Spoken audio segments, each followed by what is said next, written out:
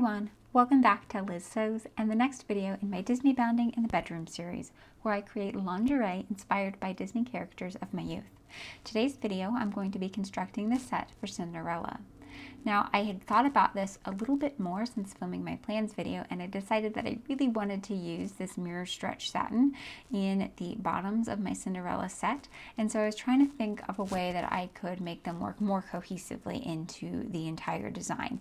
And so what I've decided to do is change up my materials just slightly for the bra. I'm going to go ahead and use that mirror stretch satin for the frame and the lower cut pieces of my bra, and still bring in the blue bra tool for that ruched upper cup. I kind of like the idea of having the sheer upper cup and the opaque lower. I've never done this before, but I think it will make the bra a little bit more, not modest, but stuff won't show that would show if I had an entirely sheer bra. And I kind of like the idea of having all these like textural layers of like ruffles and sheer and satin and stuff like that. I think it'll help lend itself to the idea of Cinderella's ball gown, which just has lots of texture and layers. So all in all, I think it is going to make the design even better. So I'm always open to changing my ideas if I think I can come up with something that is definitely going to make it better. So I've cut everything out in satin and lining for that, but I think what I want to start with is working on my upper cup piece. So I am doing a ruched upper cup. I do have a video that goes into a little bit more detail that I can link in the iCards above there. And basically what I've done is I've cut my upper cup piece 3 times as long as it normally would be, and then I've cut a second one that is exactly the length of the upper cup piece. So I'm going to run a line of basting stitches, actually 2 lines of basting stitches on the top and bottom of my really long piece that I can then gather down and attach onto my standard size piece. So I'm going to go ahead and do that now for both of my upper cups. So now I've got that sort of started to get gathered down. So I think I'm going to start on the neckline edge of it, just because that one's a nice straight line. Makes it a little bit easier. So I'm going to pin to one side. And then I'm going to draw up the bobbin thread on it so that I can get it gathered down to the exact length that I need.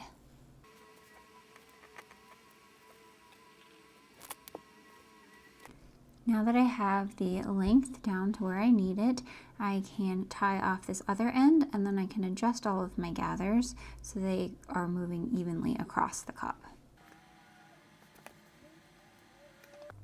I really love this detail on a bra. Of course, Emerald Erin is the one who originally came up with it. I've used it several times now. I think it's really pretty and delicate.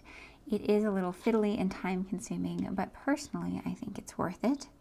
Okay, so that looks fairly even to me. So now I can go ahead and pin across the entire neckline.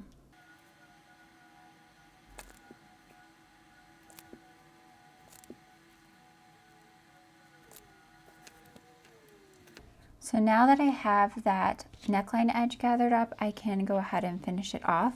So I like to finish it off with fold over elastic. So I have 2 different options. I have blue and I have white. I really want to use blue on here. Let's see. If I use blue on the neckline, will I have enough blue left over for strappy bits? Yeah, I think so. So I'm going to go ahead and use blue, and I'm going to use the shiny side, which I hardly ever use, but I think for a Disney project, it just makes sense. So I'm going to finish the neckline edge with fold over elastic. So now that the neckline is finished with the fold over elastic, I can go ahead and pull out the basting stitches that run along the neckline, and I'll get a better idea of what this is going to look like. So that's looking really pretty. I can go ahead and gather up the bottom now. So just like I did for the top, I sort of pull on the bobbin thread until I get it all gathered down to like the correct length, and then pin it into place.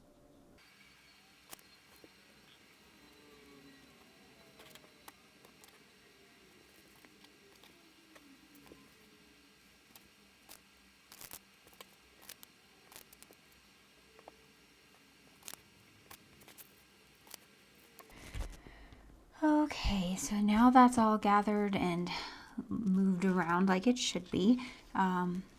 So what I'm going to do is attach it to the lower cup piece. And I'm going to use sort of like the stitch and flip method where I attach my outer to the outside and then my lining to the inside. So all of that seam allowance is going to be like in between those two layers and out of sight, out of mind. I think that's the best way to do it.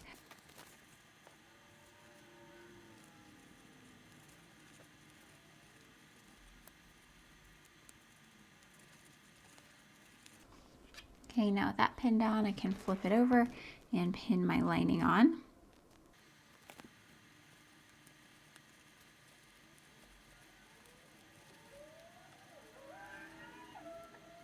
And now just the final step in making the cup is sewing at 1/4 inch along my pin edge.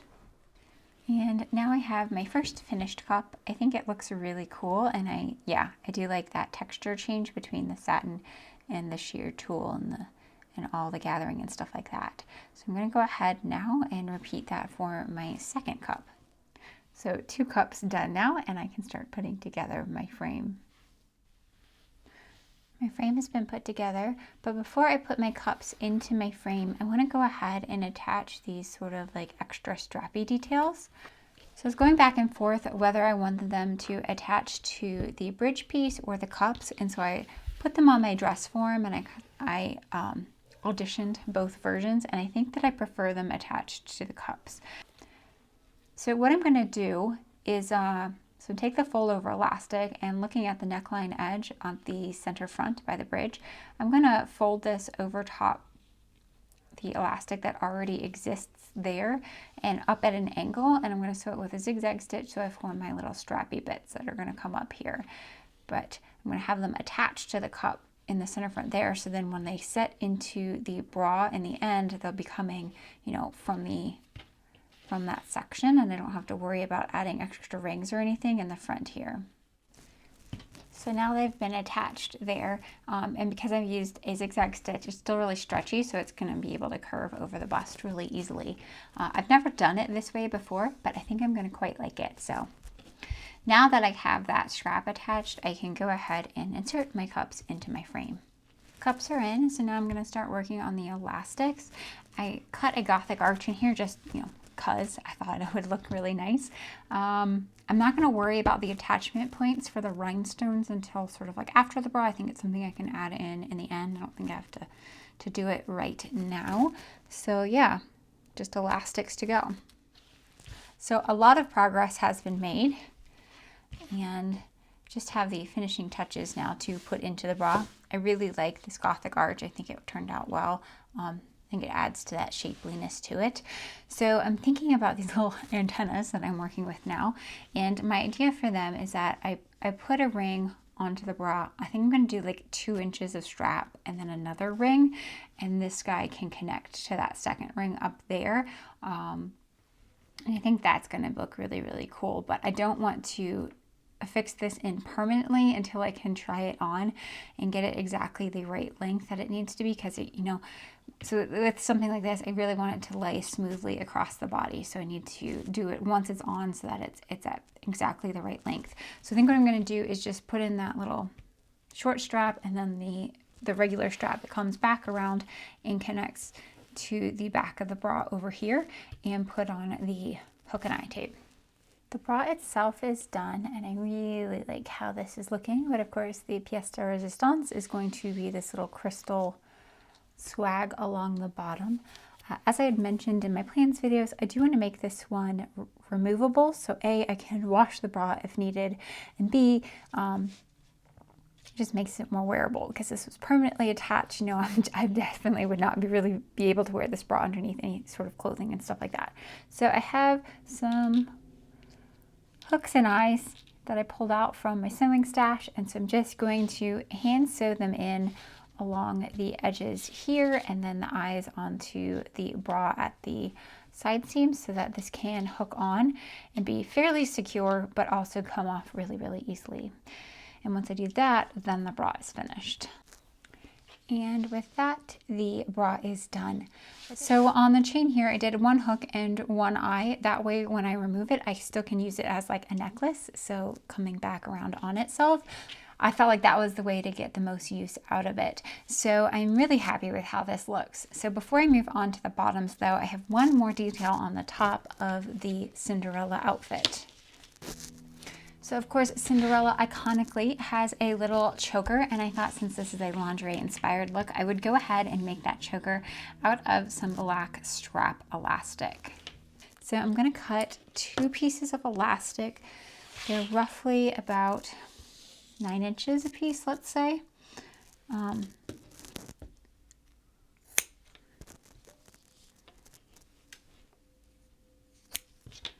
Like that. And then for hardware on this, I have 2 sliders, 1 ring, and a G-hook. So for each strap, I think what I'm going to do is make it just like a normal strap. So I'm going to put a slider on and sew it into place on both of these. Now I have both of these added on. So the first one I'm going to make just like I would a typical bra strap, where I slide the ring in and then come back up and around.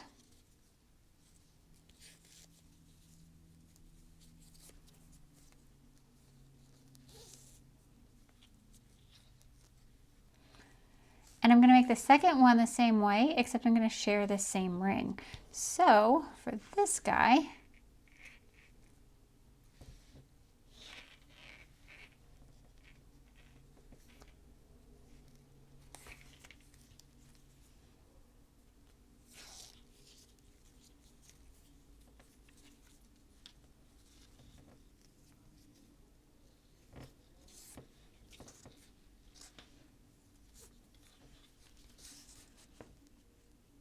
so that's what it's going to look like in the front.